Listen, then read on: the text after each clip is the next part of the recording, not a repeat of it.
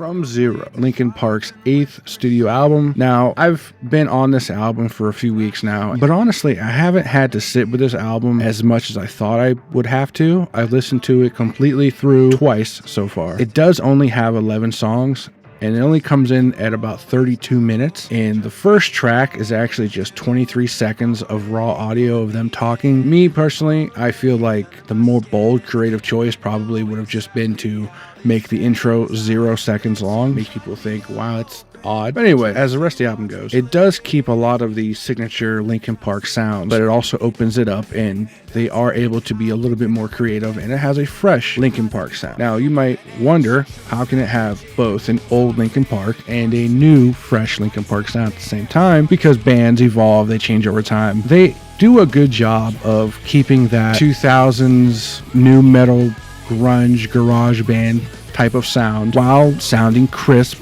clean. Instrumentation is very good on this album. There is no song on this album that is outright boring musically. Emily's vocals are strong and clean throughout the album. Now, it does get to, I think, track 6, Casualty. Now, take this as you will, but she sort of gets into OTEP territory there a little bit. I know some of you are going to think, don't you dare insult OTEP like that, and some people are going to think, don't you dare insult Emily that way. It depends on what you think of OTEP, really. Back to the album, it's nothing spectacular. It is a different creative direction. Now, like I said, it does keep a lot of the same tones and content throughout the songs as you would expect from Linkin Park, but you have to look at it from a different perspective. It's not Chester writing. We don't even know if Emily is writing a lot of this. Now, you can feel her stamp on quite a few of the songs, like I Gave You Everything I Had. You know, you have a few songs that are really heavy on her vocals. The beginning of the album is a lot more mixed, and you have a lot more of Mike coming in, rapping. Heavy is the Crown. It is a great track. It's heavy. It's got good vocals. I feel like I'm already getting tired of it a little bit, though. It's got over 100 million plays. So does The Emptiness Machine, and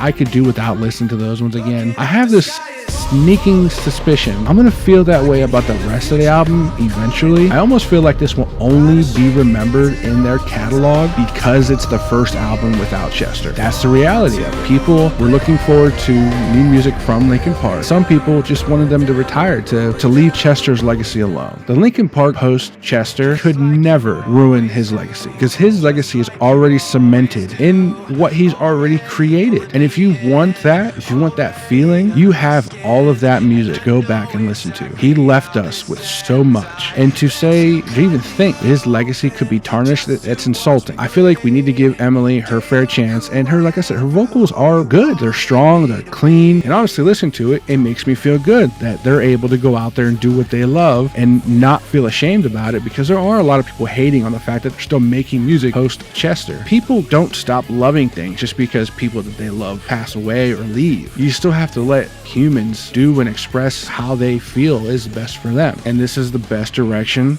they felt that they could go in. Quick note, for those that really wanted somebody that sounded like Chester, I feel like that would have cheapened the whole band and really would have seemed like Mike Shinoda was just reaching out for your wallet instead of trying to give the fans something different and also expressing themselves in an authentic way. I'm happy with the direction that they went. This album is good. If you're on the fence about it, you haven't listened to it, go ahead, give it a shot, listen to it. I think you'll be pleasantly surprised. But unfortunately, I don't think this album will be remembered as one of the greats. But I feel like if they continue on this road, there is no real limit to what they can create. And I'm excited for them in the future. I'm excited to see what Linkin Park can produce as a band going forward creatively. A lot of bands kind of get bankrupt creatively, and I don't feel that way about Linkin Park after listening to this. I feel like this is just a taste of what they could do going forward. Like I said, I'm excited. Hopefully you guys, will check it out. And if you have checked it out, let's do it. Let me know what you think down in the comments. I'm gonna have to give this, if I had to give it a grade, like I said, it's not a phenomenal album. It's nothing